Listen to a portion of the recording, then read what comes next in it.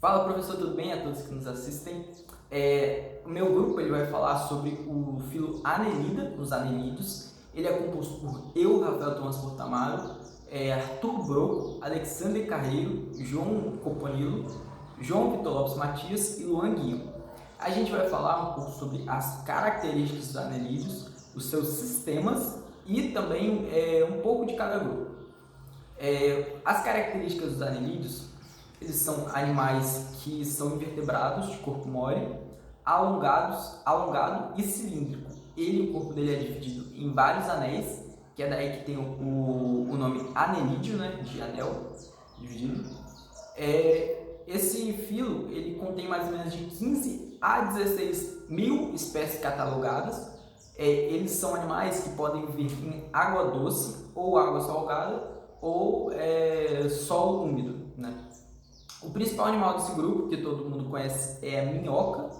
Eles são animais triblásticos, que eles contêm três folhetos embrionários, que é a endoderme, mesoderme e ectoderme.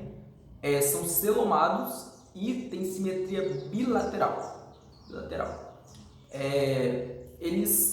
Como já falei, têm anéis. Esses anéis são revestidos pela celoma. A celoma é uma cavidade corporal que é localizada na mesoderme, contém o fluido celômico, onde se alojam as vísceras. Essa celoma é importante porque ela auxilia na sustentação e na locomoção desses animais, em vista que eles não possuem esqueleto. E o corpo dele é dividido em três, que é o próstomo, o tronco e o pigídeo. O próstomo é onde fica a parte da cabeça, o tronco é onde fica a maioria dos sistemas e os segmentos, e o pigídeo é onde está localizado o ânus desse animal. E também na questão do tamanho, do comprimento desses animais, eles são animais que podem chegar de menos de 1 milímetro até 3, 4 metros de comprimento. Meu nome é Arthur e eu vou falar sobre o sistema digestório e circulatório dos anelídeos. Os anelídeos, eles têm um sistema digestório completo, que tem começo e fim.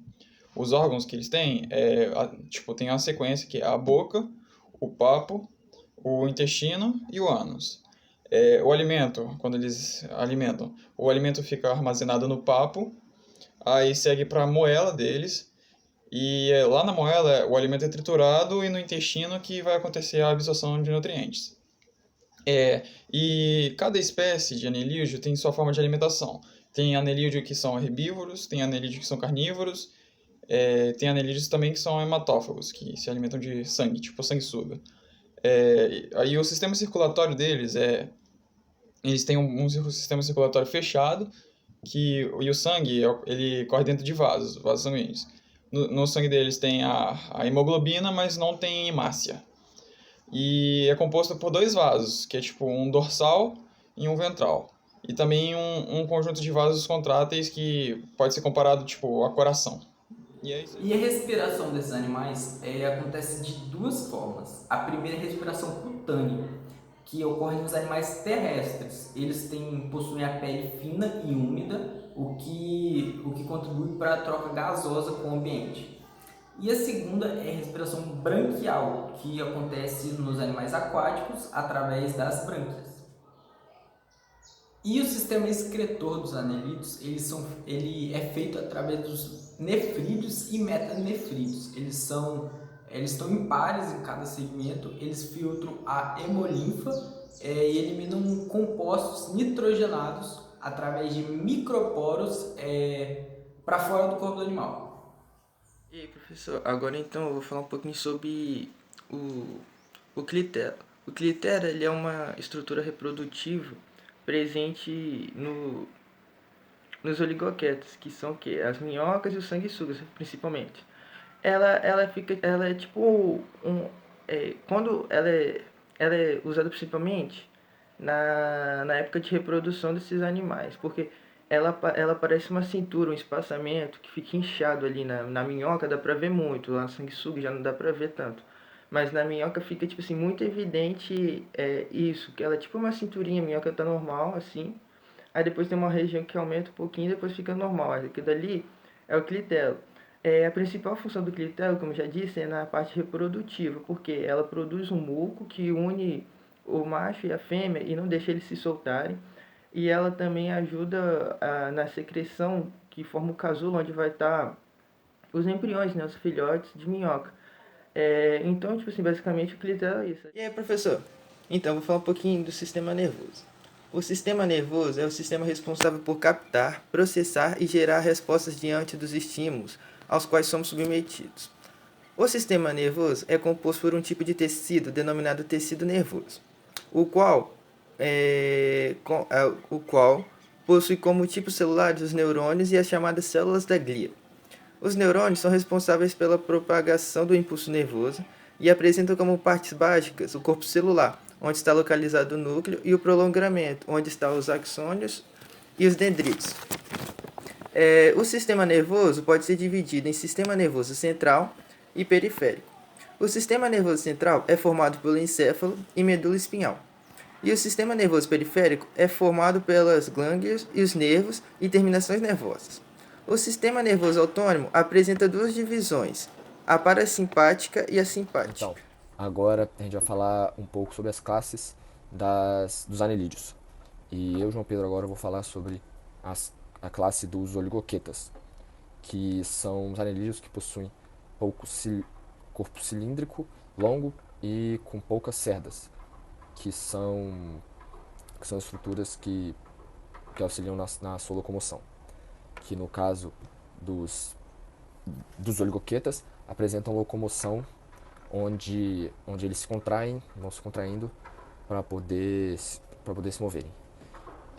O próprio nome dessa classe, oligochaetas, já significa poucas cerdas.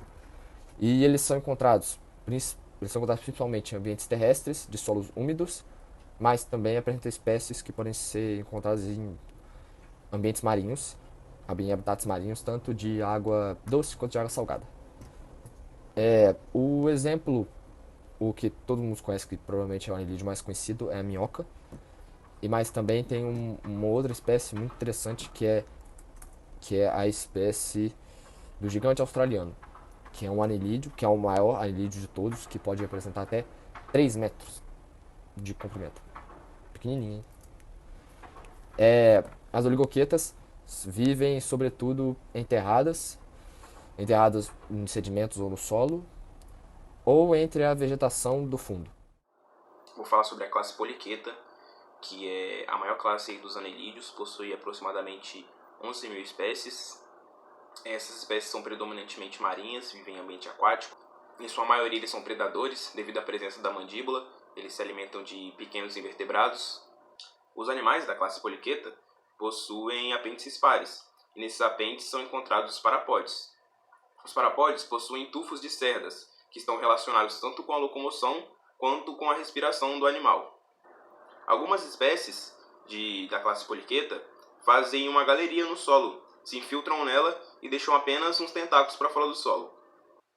Os animais da classe poliqueta, diferente, por exemplo, das minhocas, eles possuem uma cabeça muito diferenciada. É muito fácil diferenciar a cabeça do ânus, por exemplo, porque na cabeça possui olhos e alguns tentáculos sensoriais.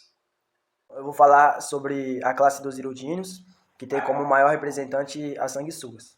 As sanguessugas são animais que podem ser encontrados tanto em água doce, como no mar, como também em regiões meio terrestre, desde que seja úmido.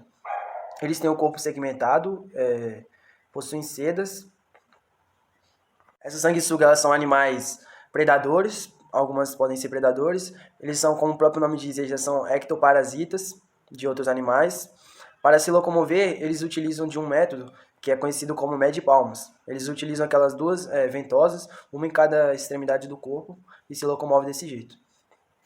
A principal diferença desse grupo para os outros de anelídeos é que eles possuem ventosas fixadoras nas duas extremidades do corpo, que funcionam como se fossem desentupidores de pia.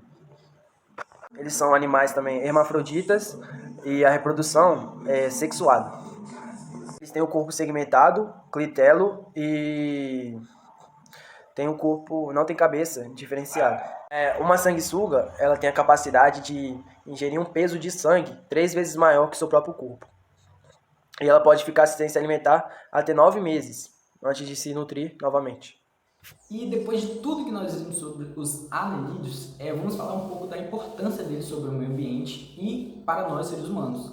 Esses animais eles têm as fezes ricas em nitrogênio, fósforo e potássio, pois eles se alimentam de restos orgânicos, matéria em decomposição, e esses elementos que eu falei são importantíssimos para a fertilização dos nossos solos. Eles também escavam buracos que auxiliam na penetração da chuva no solo, favorecem a aeração das raízes das plantas e diversos outros benefícios que esse filo traz para nós. Também, como em alguns grupos aquáticos, a proliferação dele pode indicar ser um fator de indicação para poluição no rio, no local onde ele está.